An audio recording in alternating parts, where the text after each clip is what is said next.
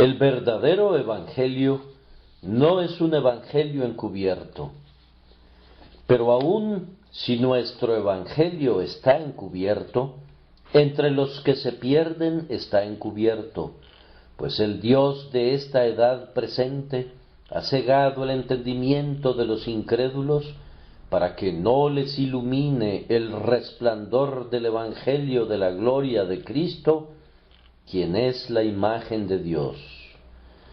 2 Corintios 4, 3 y 4.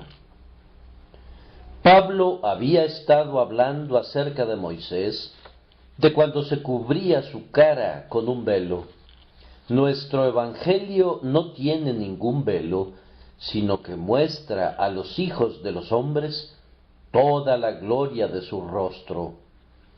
Oh, que pudieran mirarlo fijamente y ver en él su propia salvación y la gloria del Señor. Observen de entrada la confianza con la que Pablo habla. Es evidente de manera categórica que no tiene la menor duda de que el evangelio que él proclama es verdaderamente cierto, más aún que es verdadero de manera tan manifiesta que si los que lo han escuchado no lo aceptan, debe ser porque el Dios de este mundo ha cegado sus mentes. El acento de la convicción hace que cada palabra sea muy enfática. Él cree y está seguro y plenamente convencido que aquellos que no creen deben estar bajo la esclavitud del diablo. Este no es el estilo ordinario en que el Evangelio es predicado hoy en día. Escuchamos a muchos hombres que se disculpan cortésmente por afirmar algo como cierto, pues temen que se piense de ellos que son fanáticos y de mente estrecha. Tratan de demostrar cosas que son tan claras como la luz del día y de apoyar con argumentos lo que el propio Dios ha dicho, como si el sol necesitara de velitas para ser visto, o como si Dios necesitara el apoyo del razonamiento humano. El apóstol no asumió una posición defensiva de ninguna manera. Llevó la guerra a las filas enemigas y puso sitio a los incrédulos. Traía una revelación de Dios y cada una de sus palabras planteaba un reto a los hombres. Esta es la palabra de Dios. Tienen que creerla, porque si no lo hacen, incurrirán en pecado y probarán que están perdidos y que están bajo la influencia del diablo. Cuando el Evangelio era predicado en ese estilo real, prevalecía con poder y aniquilaba toda oposición. Por supuesto que algunos ponían objeciones. ¿Qué va a decir este charlatán? Era una pregunta común. Pero los mensajeros de la cruz ponían un alto a los que objetaban, pues simplemente seguían declarando el Evangelio glorioso. Su única palabra era: esto viene de Dios. Si creen, serán salvos. Si lo rechazan, serán condenados. No mostraban escrúpulos al respecto, sino que hablaban como hombres que creían en su mensaje y estaban convencidos de que el mensaje dejaba a los incrédulos sin excusa alguna. Nunca alteraron su doctrina o suavizaron el castigo por rechazarlo. Como fuego en medio de la hojarasca, el Evangelio consumía todo lo que estaba a su alrededor cuando se predicaba como la revelación de Dios. Hoy no se propaga con la misma velocidad porque muchos de sus maestros han adoptado, según ellos, métodos más sofisticados, tienen menos certidumbre y más indiferencia, y por lo tanto razonan y argumentan allí donde deberían proclamar y afirmar. Algunos predicadores pasan el rastrillo sobre toda la tontería sobre lo que el hombre científico o no científico quiere comentar, y se pasan la mitad de su tiempo tratando de responder. ¿Qué sentido tiene desatar los nudos que son atados por los escépticos? Simplemente van a atar más. No le corresponde a mi mensajero discutir acerca de mi mensaje, sino entregarlo fielmente como mensaje mío y dejar las cosas así. Si regresamos a la vieja plataforma y hablamos con el mensaje de Dios, no habremos hablado en vano, ya que Él honrará su propia palabra. El predicador debe hablar en nombre de Dios, o mejor que se calle. Hermano mío, si el Señor no te ha enviado con un mensaje, vete a la cama, o a la escuela, o dedícate a tus cultivos, porque ¿qué importa lo que tú tengas que decir si solo sale de ti? Si el cielo te ha dado un mensaje, proclámalo como tiene que hacerlo el que es llamado a ser la boca de Dios. Si inventamos nuestro propio evangelio en el camino, producto de nuestras cabezas, y componemos nuestra propia teología, como los boticarios preparan sus compuestos de medicinas, tenemos una tarea sin término frente a nosotros, y el fracaso nos mira a la cara. ¡Ay de la debilidad del ingenio humano y de la falacia del razonamiento de los mortales!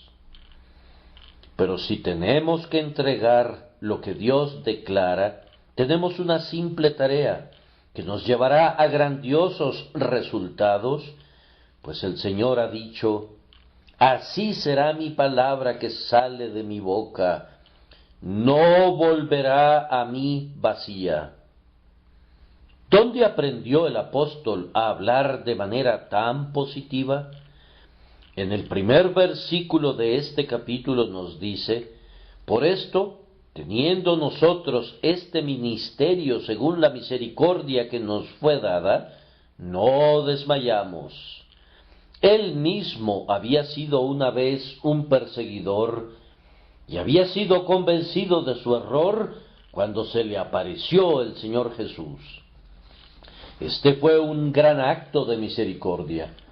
Ahora él sabía que sus pecados le habían sido perdonados. Él sentía en su propio corazón que era un hombre regenerado, cambiado, limpiado, creado de nuevo, y esto era para él una evidencia contundente que el Evangelio era de Dios. Para él, de cualquier manera, el Evangelio era una verdad comprobada, que no necesitaba ninguna otra demostración que el efecto maravilloso que había ejercido sobre él.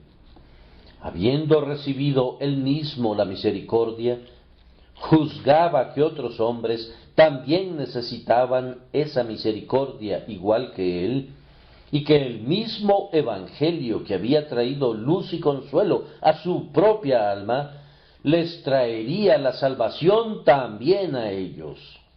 Esto le animaba para su trabajo. Esta conciencia que tenía le impulsaba a hablar como alguien que tiene autoridad. No dudaba en lo más mínimo, pues hablaba lo que había experimentado.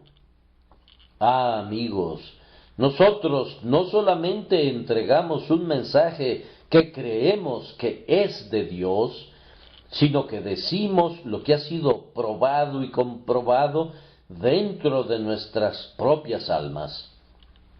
Para un predicador no convertido, debe ser un aprieto terrible, pues no tiene la evidencia de la verdad que proclama. Un hombre que no conoce el efecto del Evangelio en su propio corazón, debe soportar mucha ansiedad cuando predica el Evangelio. En realidad, ¿Qué sabe del Evangelio si nunca ha sentido su poder? Pero si ha sido convertido por su mediación, entonces tiene mucha confianza y no será perturbado por las preguntas y estratagemas de los que se le oponen. Su conciencia más íntima lo fortalece durante la predicación del mensaje. Nosotros debemos sentir también la influencia de la palabra para que podamos decir lo que conocemos y dar testimonio de lo que hemos visto. Habiendo recibido misericordia, no podemos sino hablar de esa misericordia positivamente, como una cosa que hemos probado y experimentado. Y sabiendo que es de Dios quien nos ha dado la misericordia, no podemos sino hablar deseando ansiosamente que otros también puedan participar de la gracia divina. Ahora vamos a reflexionar sobre nuestro texto. Nuestra primera observación será: el Evangelio es en sí mismo una gloriosa luz, pues en el versículo 4 Pablo habla de la luz del Evangelio glorioso de Cristo.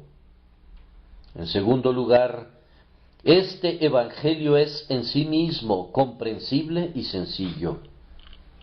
En tercer lugar, si lo predicamos como debemos predicarlo, lo mantendremos comprensible y no lo mancharemos con sabiduría del mundo. Y en cuarto lugar, si es en sí mismo una gran luz, y si es en sí mismo claro, y si la predicación es clara, entonces, si los hombres no lo ven, es porque están perdidos. Es un signo fatal que los hombres no puedan percibir la luz del Evangelio de la gloria de Jesucristo. En primer lugar, pues, el Evangelio es en sí mismo una gloriosa luz. En innumerables lugares en el Nuevo Testamento es descrito de esa manera. Esta es la luz que ha venido al mundo, porque las tinieblas van pasando y la luz verdadera ya está alumbrando. Observen que esta luz revela la gloria de Cristo. Así lo traducen claramente las nuevas versiones de la Biblia: el resplandor del Evangelio de la gloria de Cristo. Los judíos tenían una forma diferente de expresarse que los griegos, y las traducciones antiguas, teñidas de la forma judía de ver las cosas, presentaban el versículo así: el Evangelio glorioso de Cristo. Pero si se toma directamente del griego, entonces la traducción es el resplandor del Evangelio de la gloria de Cristo. Ambas traducciones son válidas, pero la segunda transmite la idea de manera plena, con un sentido de frescura que es digna de tomarse en cuenta. El Evangelio revela la gloria de Cristo. Nos dice que Él es el eterno Hijo del Padre y que todas las cosas fueron hechas por medio de Él y que todas las cosas fueron creadas para Él y que por su causa continúan existiendo. Tomadas aisladamente, estas cosas pudieran no haber sido buenas noticias para nosotros, porque siempre es bueno que la criatura esté informada acerca de su Creador. Pero el Evangelio va más allá y nos revela que este siempre bendito Hijo del Altísimo vino a la tierra en su infinita misericordia, tomó nuestra naturaleza y nació en Belén y se convirtió en un hombre verdadero, así como era verdadero Dios. Esta era la primera nota del Evangelio y había tanto deleite en ella que motivó a cantar a todos los ángeles en el cielo, y los pastores que cuidaban los rebaños durante la noche escucharon los villancicos de la primera Navidad que brotaban del cielo de medianoche. Gloria a Dios en las alturas y en la tierra paz entre los hombres de buena voluntad. Que Dios se hiciera hombre sólo podía significar paz para el hombre. Que el heredero de la gloria se encarnara en su raza sólo podía significar misericordia para el culpable. Que quien ha sido ofendido asuma la naturaleza del ofensor, deben ser buenas nuevas para nosotros. Así vibró con fuerza la primera música del Evangelio puro que alegró el oído de la humanidad. El Señor Dios omnipotente se convirtió en Emmanuel, que significa Dios con nosotros, porque un niño nos es nacido, un hijo nos es dado, y el dominio estará sobre su hombro. Se llamará su nombre Admirable. Este es el principio del Evangelio de la gloria de Cristo.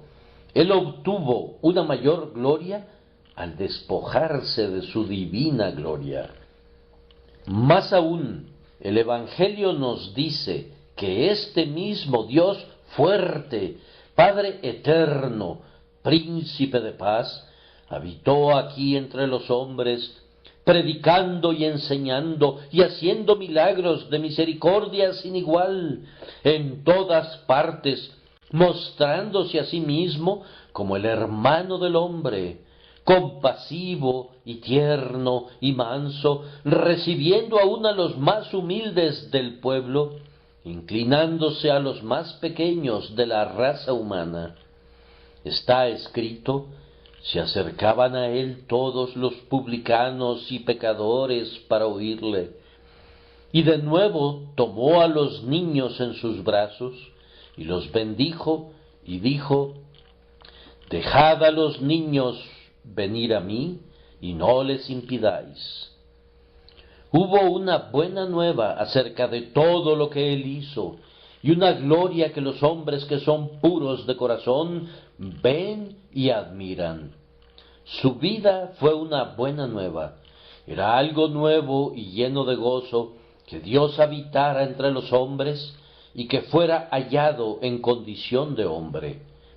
El Dios que odia el pecado y cuya ira se enciende contra la iniquidad, habitó entre los pecadores y vio y palpó sus perversos caminos y rogó por ellos: Padre, perdónalos. Su gloria consistía en ser tan paciente, tan manso, tan abnegado, a la vez que era justo y verdadero. Con toda propiedad, dijo Juan, y el Verbo se hizo carne y habitó entre nosotros, y contemplamos su gloria, como la gloria del unigénito del Padre, lleno de gracia y de verdad. Pero la campana mayor del Evangelio, que suena con la más clara nota, es que este Hijo de Dios, en el cumplimiento del tiempo, se entregó a sí mismo por nuestros pecados, haciendo la ofrenda de toda su naturaleza humana como una propiciación por la culpa de los hombres. Aquí hay una gloria suprema de amor. ¡Qué espectáculo era verlo en el huerto, oprimido con toda nuestra carga de culpa, hasta que el sudor de sangre se hizo manifiesto en él! Verlo soportando ese tremendo peso en el madero, y allí, colgado en medio de agonías de muerte, aguantando el abandono de su padre, con todas las densas nubes de tinieblas como su consecuencia, muriendo él, el justo por los injustos, para llevarnos a Dios. Era la gloria de Cristo encontrarse allí despojado de toda la gloria. Y este es el Evangelio que predicamos, el Evangelio de la sustitución, que Jesús tomó el lugar del pecador y pagó por el pecador lo que se le debía a la ley de Dios por causa de la transgresión del hombre. Proclamen en medio de los gentiles que el Señor reina desde el madero. Despliega la bandera, déjala que ondee hacia el cielo y hacia el mar, en lo alto y a lo ancho. Nuestra gloria solo en la cruz, nuestra esperanza el crucificado. El hombre no podría recibir nuevas de mayor gozo que las que le avisan que el Dios encarnado ha cargado con los pecados del hombre y ha muerto en su lugar. Sin embargo, hay otra nota, porque Él, que murió y fue enterrado, ha resucitado de los muertos y ha llevado nuestra naturaleza arriba a la gloria, y con ella se viste a la diestra del Padre. Su amante corazón todavía está ocupado en la misma actividad que lo trajo aquí abajo. Por medio de su intercesión, Él está salvando a los pecadores que compró con su sangre. Él puede salvar completamente a los que vienen a Dios por medio de Él, puesto que Él vive para siempre para interceder por ellos. Este es el Evangelio de la gloria de Cristo. Es la gloria de nuestro Señor ser el mediador entre el hombre y Dios, intercediendo por los injustos, usando como su argumento contundente la sangre que Él ha derramado. Pero no debo hacer de lado el hecho de que quien ahora intercede por los pecadores en la gloria, vendrá pronto otra vez para juntar a los suyos en Él, para llenarlos de la plenitud de su gloria y para llevarlos para estar con Él arriba donde Él se encuentra. Hay una asombrosa luz en el Evangelio, tanto para el futuro como para el presente. Nos revela la gloria de Cristo, la gloria del amor, la gloria de la misericordia, la gloria de una sangre que puede hacer blanco lo que es más negro, la gloria de una intercesión que puede hacer aceptable la oración más pobre, la gloria de un Salvador que ha triunfado y que vive, quien, habiendo puesto su mano en la obra, no fallará ni se desanimará hasta que todos los propósitos del amor infinito hayan sido alcanzados por Él. Este es el Evangelio de la gloria de Cristo, y su luz es muy clara y brillante. Ahora se nos muestra una segunda verdad. El Evangelio es una luz que revela a Dios mismo, pues de conformidad a nuestro texto, el Señor Jesús es la imagen de Dios. ¿No dijo Jesús, el que me ha visto al Padre? Pues, primero que nada, nuestro Señor Jesús es la imagen de Dios en este sentido, que es esencialmente uno con Dios. Él es el resplandor de su gloria y la expresión exacta de su naturaleza. Él es Dios verdadero de Dios verdadero, como lo establece el credo, y yo no sé cómo expresar mejor esa idea. Nuestro Señor mismo dijo, yo y el Padre uno somos. Pero el texto contiene algo más que eso. Cristo es la imagen de Dios en el sentido que nos muestra lo que Dios es. Si conocen el carácter de Jesús, conocen el carácter de Dios. Dios mismo es invisible y no puede ser visto por el ojo de ningún mortal, ni puede ser comprendido por una mente finita. De hecho, no puede ser conocido verdaderamente de ninguna manera, excepto por la enseñanza del Espíritu Santo. Pero todo lo que puede conocerse de Dios está claramente escrito con letras mayúsculas en la persona de Jesús. ¿Qué más alto concepto de Dios pueden tener?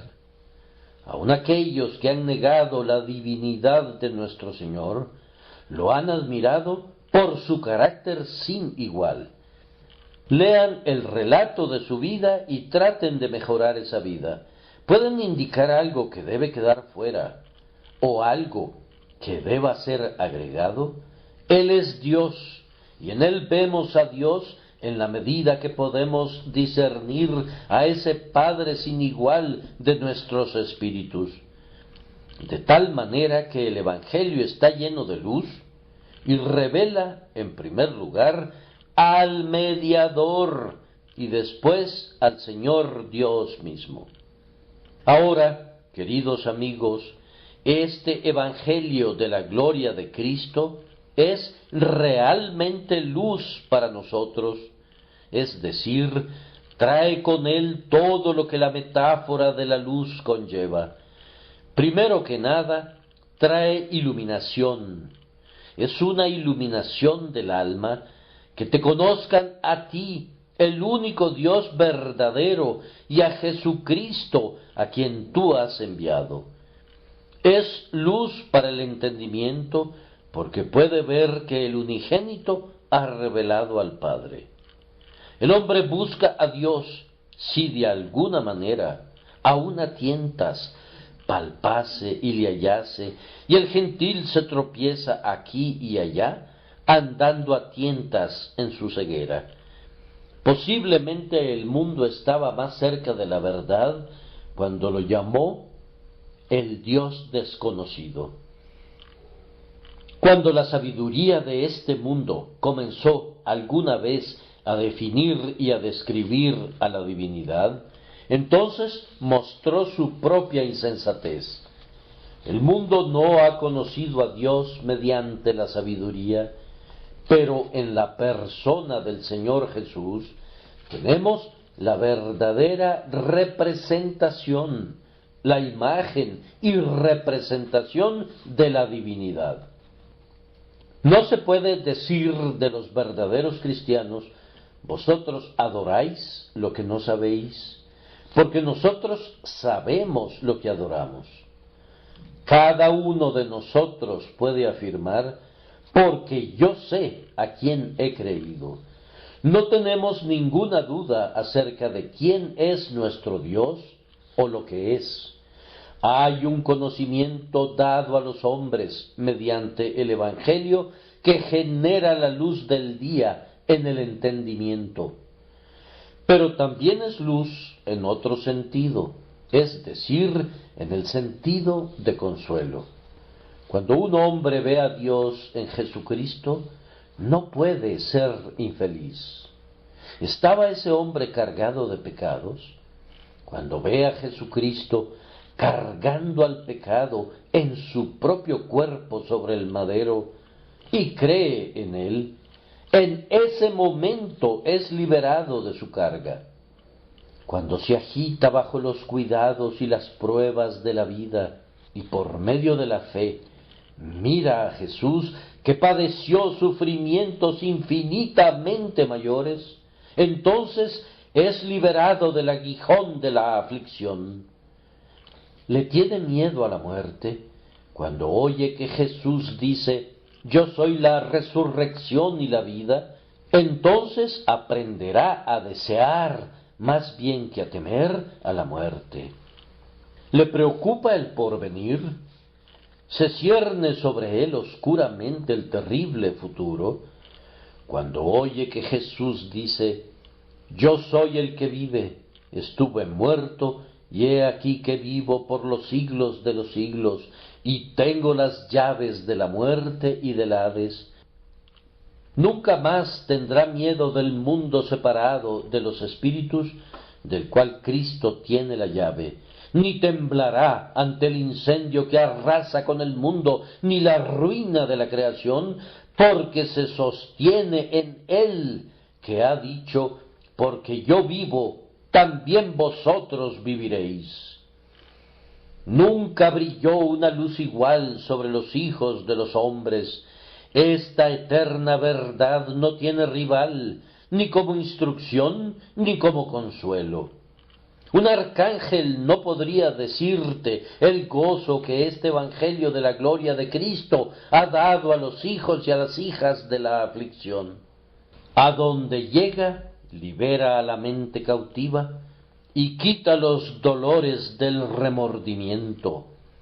Cuando se le contempla, los ojos llenos de lágrimas son iluminados hasta que brillan de gozo.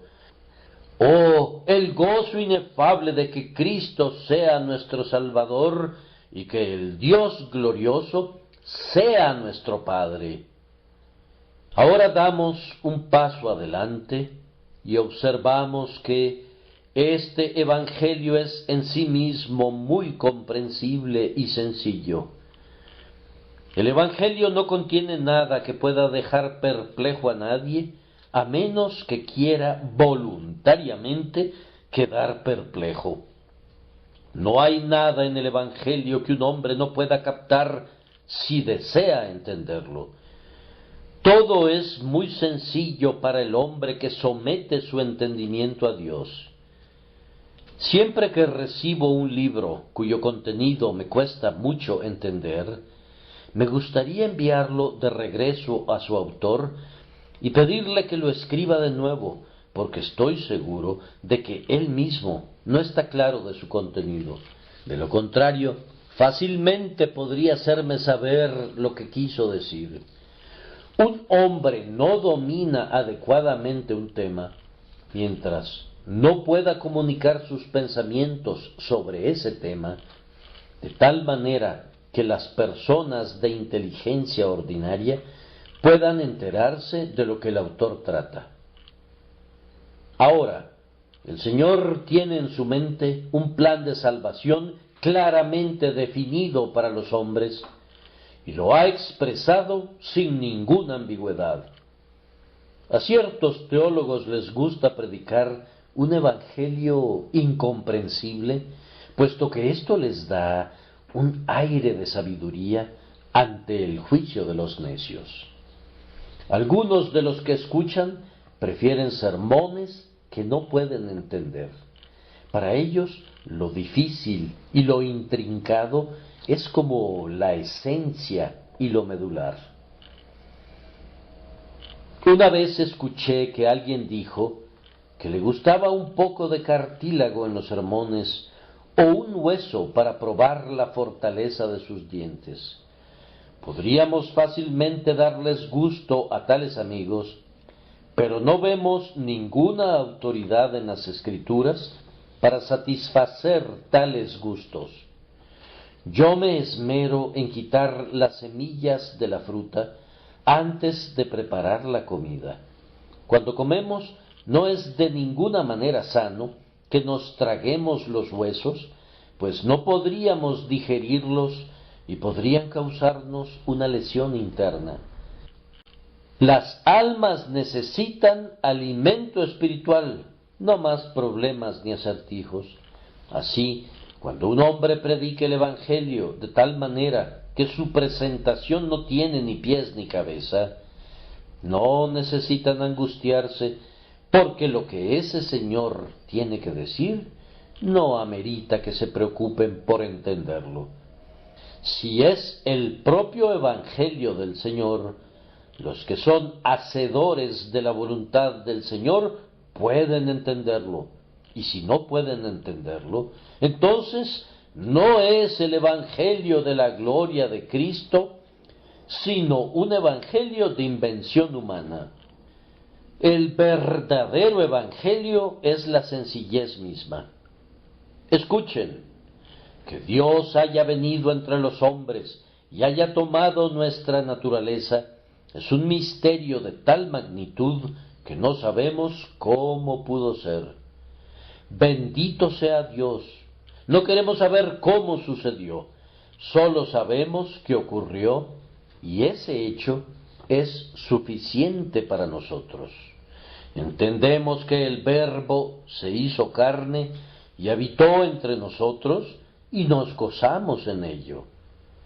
Observen la doctrina de la expiación. Esto también, como un hecho, es lo suficientemente sencillo. ¿Cómo fue justo que Cristo sufriera en nuestro lugar y que su sufrimiento fuera una expiación por nuestros pecados? Puede ser una pregunta muy profunda, pero el hecho es revelado con mucha claridad. No creo que la sustitución sea un misterio que aturda, pero otros lo creen así. ¿Y qué si así fuera? Su razón secreta no es nada para nosotros. Si Dios ha presentado a Cristo como propiciación por nuestros pecados, nuestra opción más razonable es aceptarlo. No necesitamos pelearnos con la gracia solo porque no podemos entender todo acerca de ella. Es más sabio comer todo lo que se pone frente a nosotros que morir de hambre debido a que no conocemos todos los secretos de la cocina. No se me pide que entienda cómo nos justifica Dios en Cristo, pero sí se me pide que crea que lo hace. Ese hecho es lo suficientemente sencillo y es objeto de fe. Que Jesús tenga que sufrir en mi lugar es una simple verdad y en ella no hay ninguna oscuridad. Esa preciosa doctrina que somos justificados por fe, que todo el mérito que tiene la gloriosa obra de Cristo se transfiere a nosotros simplemente por nuestra fe.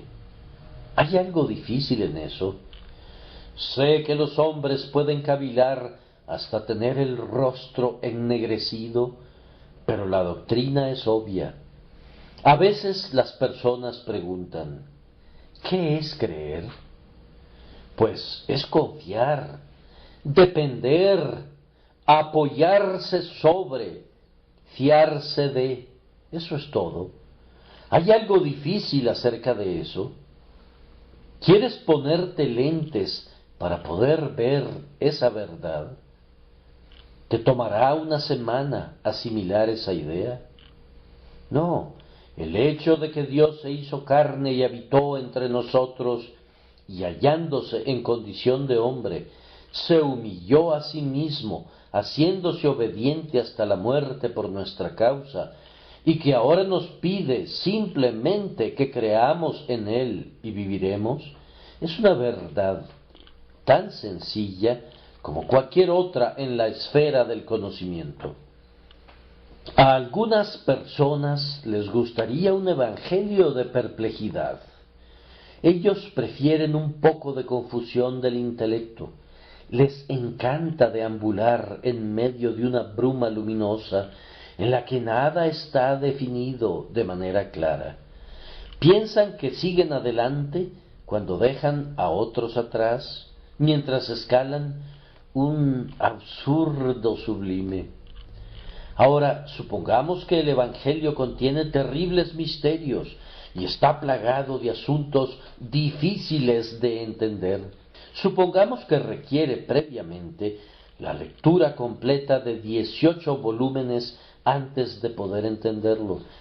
Supongamos que requiere de precisión matemática y de elegancia clásica antes de poder verlo. Siendo así, millones de personas no podrían ir al cielo porque nunca han leído ni siquiera un volumen y por tanto no serían capaces de digerir una biblioteca. Algunos hombres están tan ocupados y algunos tienen un cerebro de tal naturaleza que nunca podrán ser estudiantes profundos, y si el Evangelio requiriera de ellos una reflexión profunda y una amplia investigación, ellos se darían por vencidos y por perdidos. Si los hombres necesitaran ser filósofos para poder ser cristianos, la mayoría de los cristianos estaría fuera del límite de la esperanza.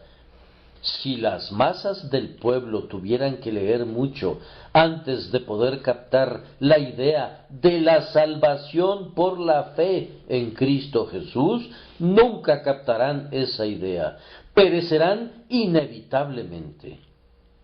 Y les gustaría a ustedes, sabios, que ellos perecieran. Me temo que muchos de ustedes se preocupan menos por eso que por los créditos que pueden recibir por su talento y por sus ideas. Con el objeto de definir un profundo evangelio pequeño solo para ustedes, están dispuestos a cavar un foso alrededor de la cruz para impedir el paso de la vulgar muchedumbre. Ese no es el evangelio ni el espíritu del Señor Jesús.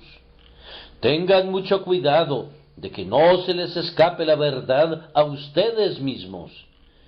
Me temo que mientras ustedes están buscando a tientas el picaporte de la puerta del cielo, el pueblo que ustedes desprecian estará adentro y ya cantando ¡Gloria! ¡Aleluya! Hemos encontrado al Salvador. El Señor permite que el discutidor de este mundo se tropiece, mientras que quienes reciben como niños el reino de Dios descubren el gran secreto y se gozan en él. Supongamos que el Evangelio hubiera sido algo tan difícil de explicar y un tema tan difícil de entender. ¿Qué hubiera sido de la gran cantidad de personas que ahora se regocija en Cristo y que sin embargo tuvo de nacimiento y debido a su constitución las más insignificantes capacidades? Es maravilloso ver cómo alguien apenas por encima de la capacidad de un idiota puede comprender el Evangelio. Es una bendición que así sea.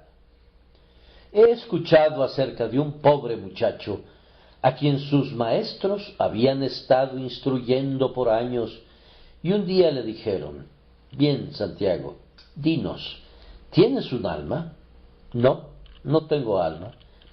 Sus maestros creyeron que habían desperdiciado su tiempo, pero cambiaron de opinión cuando él agregó: «Yo tuve un alma una vez y la perdí, y Jesucristo vino y la encontró, y yo dejé que Él se quedara con ella». Ese es un mejor evangelio que el que recibimos de muchos teólogos refinados. Santiago tenía todo el tema en sus manos.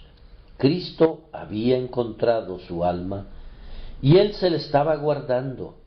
Él, que no fallará en guardar lo que hemos entregado en sus manos.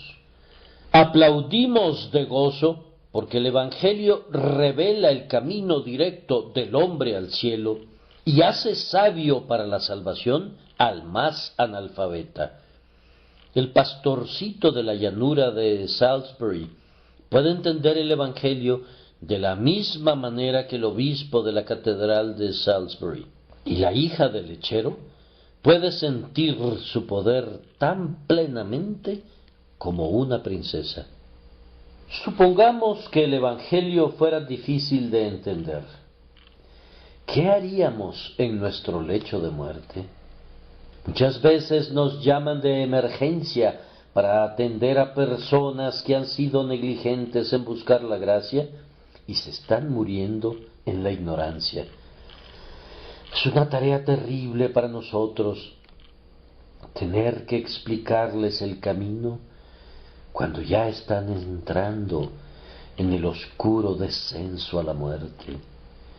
Cuando la lámpara aún arde, tenemos esperanzas y por tanto procedemos a explicar el camino por el cual el pecador puede retornar a Dios. ¿Acaso no es bueno tenerlo resumido en pocas frases y poder expresarlo con palabras comunes? Les decimos que Jesucristo vino al mundo para salvar a los pecadores y que cualquiera que crea en Él no morirá, sino que vivirá para siempre. ¿Qué podríamos hacer si el Evangelio no fuera así de simple. Tengo que tener una carretilla y llevarla conmigo de arriba para abajo y llevar a cada moribundo media docena de folios en latín. Nada de eso. Estos versos de Cowper, citados muy a menudo, plantean la sencillez del Evangelio y reprenden a quienes lo rechazan por esa razón. Oh, cuán diferente del complicado trabajo del hombre es el sencillo plan del cielo, sin artificios, sin complicaciones. No tiene gracias falsas que puedan engañar, ni postizos ornamentos que congestionen su estructura. Libre de ostentación y de debilidad, se extiende como la bóveda celeste que contemplamos, majestuoso en su propia sencillez. Inscritas arriba del portal a lo lejos, destacan como el brillo de una estrella, legibles sólo con la propia luz que dan, las palabras que dan vida. Cree y vive. Muchos, ofendidos por lo que les debía agradar, desprecian la dirección sencilla y así están perdidos. El cielo así descrito, claman con orgulloso desdén, increíble, imposible y sin sentido. Se rebelan porque es muy fácil obedecerlo y se burlan por gusto del camino lleno de gracia. En tercer lugar, si lo predicamos como debemos predicarlo, lo mantendremos comprensible. Pablo dijo expresamente: así que, teniendo tal esperanza, actuamos con mucha confianza. Y dijo también: ni mi mensaje ni mi predicación fueron con palabras persuasivas de sabiduría, sino con demostración del Espíritu y de poder. El apóstol Pablo era un pensador profundo, un hombre de un gran discernimiento y de una mente sutil. Tenía tal estructura mental que pudo haber sido un filósofo de primer rango, o un místico de las más profundas tinieblas. Pero él fue en contra de su inclinación natural y dedicó todas sus energías a explicar el Evangelio. Requirió una renuncia sublime de su parte, dejar a un lado toda su lógica entre todas las demás cosas que consideró como pérdida para Cristo, puesto que dice: porque me propuse no saber nada entre vosotros, sino a Jesucristo y a Él crucificado. Él se propuso, tenía la determinación, tenía el convencimiento de hacerlo, o no lo habría logrado. Él es el hombre que escribió algunas de las cosas más difíciles de entender, según lo menciona Pedro, pero cuando se trataba del Evangelio, únicamente lo presentaba de manera muy sencilla. Era tierno con ellos, como una nodriza con su niño, y se hizo a sí mismo instructor de bebés, entregando la palabra con la sencillez que los niños requieren. El verdadero hombre de Dios no le pondrá al Evangelio el velo de ritos ni de ceremonias. Observa a los que hacen esto y evítalos.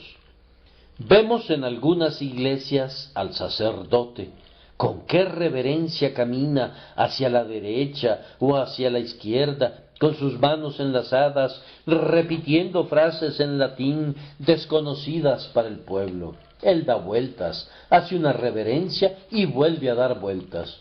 Por momentos vemos su rostro y luego vemos su espalda.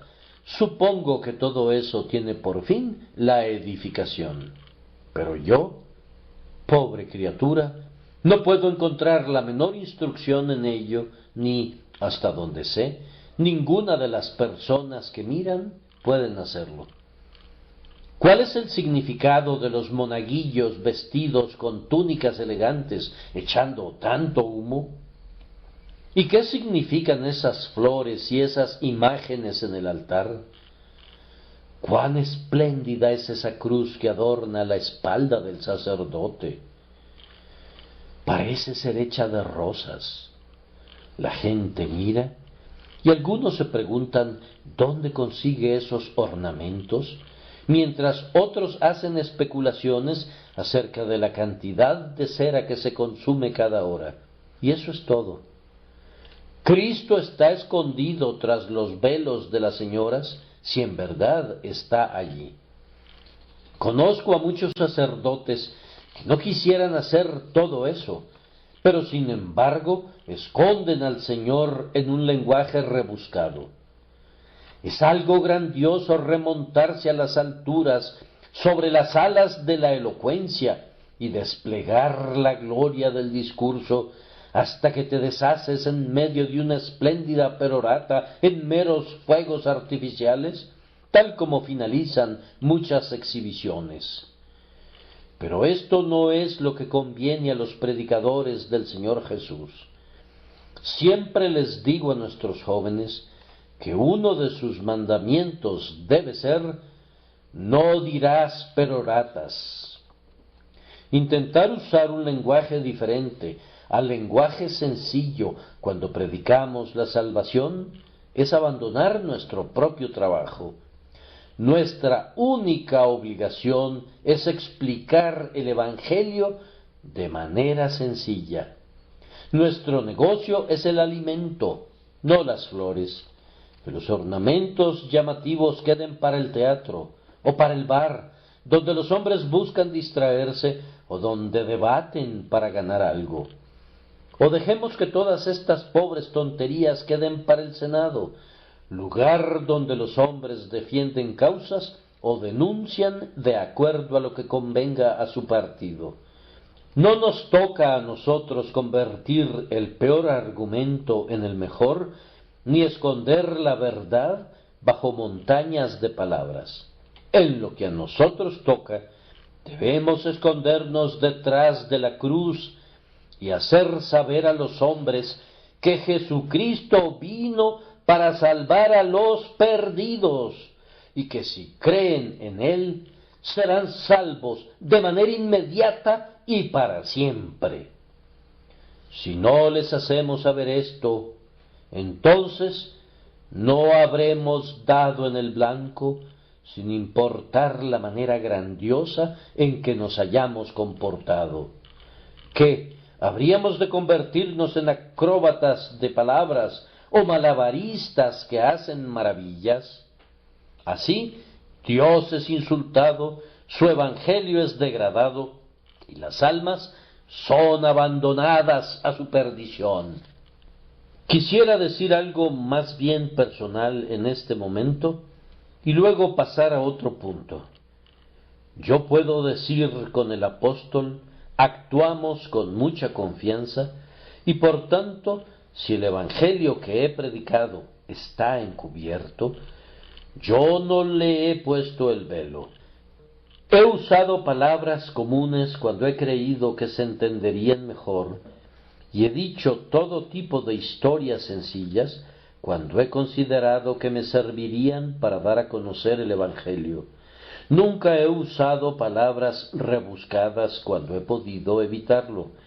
Mi único deseo ha sido llegar a sus conciencias y ganar sus corazones, manifestándoles la verdad.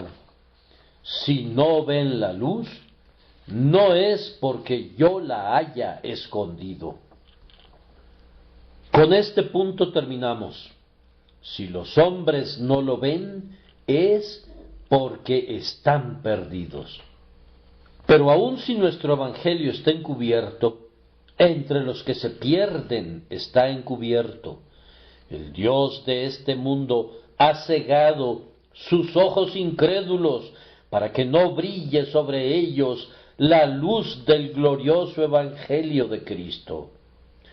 No creer, no entender, no apreciar y no aceptar el evangelio es un signo de muerte. Quiero decir esto de la manera más sencilla a todos los que dicen que no han recibido el Evangelio, ya que no pueden entenderlo y no ven nada notable en él. Si han escuchado el Evangelio predicado de manera sencilla, es tan sencillo en sí mismo, que si está escondido de sus ojos, es porque todavía están corroídos por la amargura y atados con los lazos de la iniquidad. Quienes reciben el Evangelio son salvos. La fe es la garantía de la salvación. Si creen que Jesús es el Cristo, son nacidos de Dios. Si lo han aceptado a Él como su Salvador, a quien Dios ha elegido como tal, entonces ustedes son salvos. Pero si ustedes dicen, no, no puedo verlo, entonces sus ojos no pueden ver y están perdidos. El sol es lo suficientemente brillante, pero quienes no poseen la vista no pueden verlo. Dicen ustedes, no puedo recibir el Evangelio, necesito algo más difícil. A causa del orgullo pecaminoso, su juicio se pervierte y su corazón se endurece. Mientras estén entre los incrédulos, ustedes están todavía entre los que se van a perder, y el Dios de este mundo les ha vendado sus ojos. Oh Espíritu de Dios, convence a los hombres de este pecado que consiste en no creer en Jesucristo. Yo no tengo capacidad de hacerlo, pero, te suplico que tú lo hagas. Que nuestro texto, como una aguda espada, haga un corte profundo y llegue hasta la conciencia. Que esta verdad penetre hasta partir las coyunturas y los tuétanos y discierna los pensamientos y las intenciones de sus corazones. De acuerdo al texto, el que no cree en Jesucristo es un hombre perdido. Dios te ha perdido. No eres su siervo. La iglesia te ha perdido. Tú no trabajas para la verdad. El mundo te ha perdido realmente. No produces ningún servicio permanente para él. Tú te has perdido a ti mismo del derecho del gozo del cielo. Tú estás perdido, perdido, como el hijo pródigo cuando estaba lejos de la casa de su padre, y como la oveja perdida cuando se separó de su rebaño.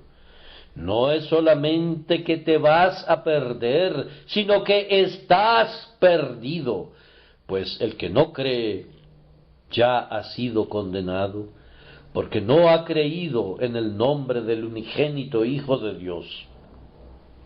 Graba esas 4 palabras en tu conciencia: ya ha sido condenado, perdido aún ahora. Estás pereciendo, es decir, gradualmente estás entrando en esa condición en la cual vas a vivir para siempre, como quien ha muerto ante Dios y que se ha convertido en alguien completamente inútil y muerto. Es una verdad sobrecogedora que esto se comprueba por medio del hecho que no entiendes el Evangelio, o que si lo entiendes, no lo valoras. No ves ni belleza ni gloria en él. O si lo aprecias en cierta medida y ves alguna gloria en él, sin embargo, nunca ha provocado tu afecto o ha atraído tu corazón hacia su gran persona. En una palabra, no has llegado a confiar en Jesús. Él es el único en quien puedes confiar, y sin embargo, lo rechazas.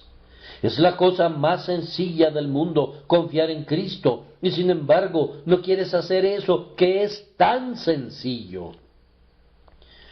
Debes confiar en Él de inmediato, no te demores para hacerlo, y sin embargo lo has pospuesto por años. Si la fe trae la salvación, ¿por qué no obtener la salvación? ¿Por qué permanecer todavía en la incredulidad, sin creer la más gloriosa verdad que Dios ha revelado al hombre, sin creer en eso que te atreves a negar? Oh, qué terrible condición es esa, permanecer voluntariamente en la oscuridad, cerrando tus ojos a la luz. Ciertamente estás perdido. El apóstol explica cómo termina un hombre en esa condición. Nos dice que Satanás, el Dios de este mundo, ha cegado su mente. Qué tremendo pensamiento es que Satanás pretenda ser un Dios. Cristo es la imagen de Dios. Satanás pretende imitar a Dios, él remeda a Dios y tiene un poder usurpado sobre las mentes y los pensamientos de los hombres. Para mantener su poder, se asegura de que sus víctimas del engaño no vean la luz del Evangelio. Los velos que él utiliza son aprobados por los corazones egoístas de los hombres, pues él razona así. Si te conviertes en cristiano, nunca progresarás en el mundo.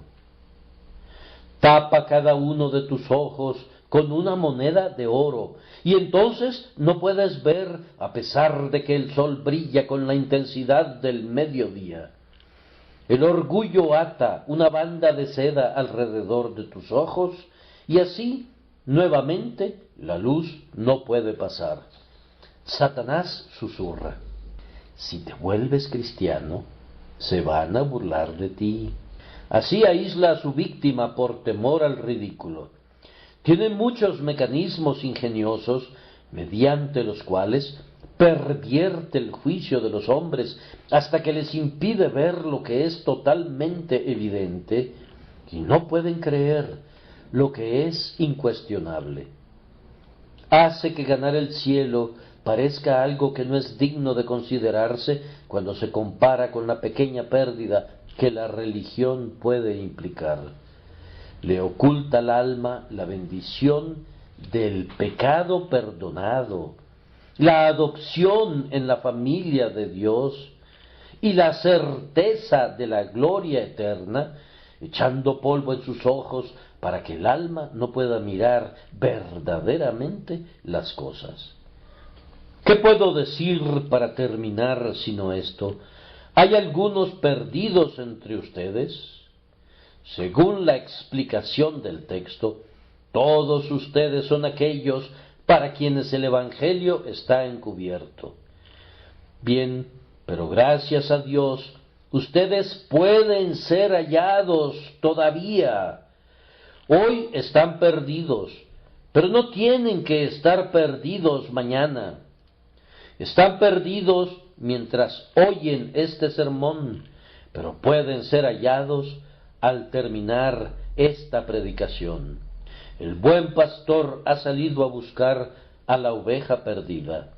¿Sientes algún anhelo por él? ¿Algún deseo de regresar a él?